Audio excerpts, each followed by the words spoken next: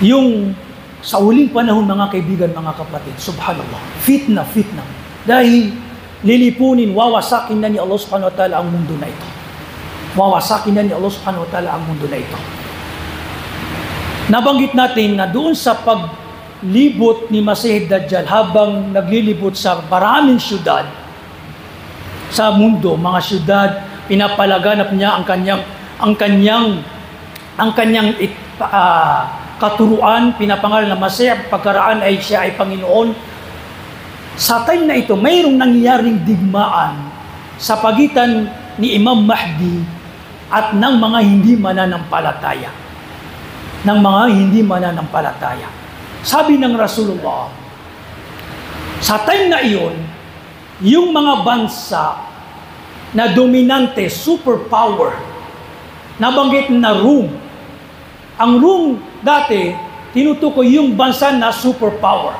Maaring sa bansa natin, sa panahon natin ngayon o sa huling panahon, ang tinutukoy ang West, Russia, China, magdidigmaan ang Muslim at ang hindi mga Muslim.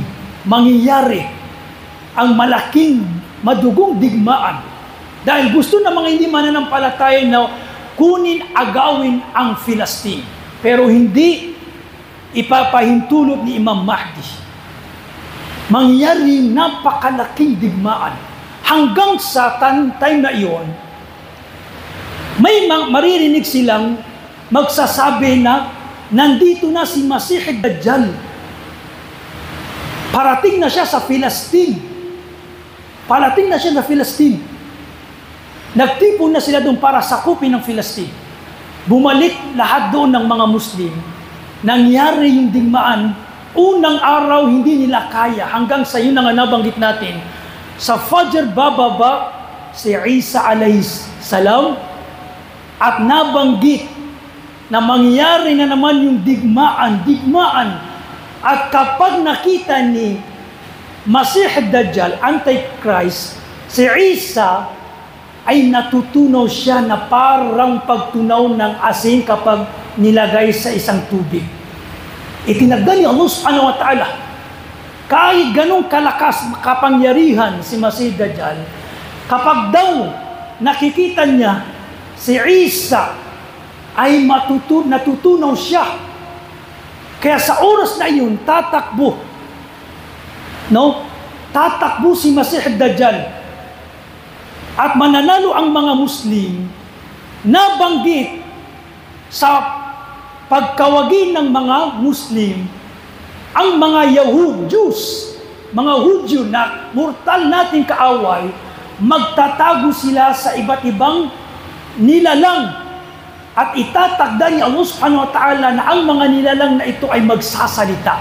Mga bahay, mga bato, sasabihin nila, "O Muslim, nandito ang Hudyo, pugutan mo ng ulo."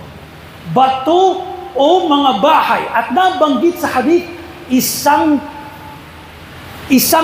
nilalang o isang kahoy ang hindi magsasalita.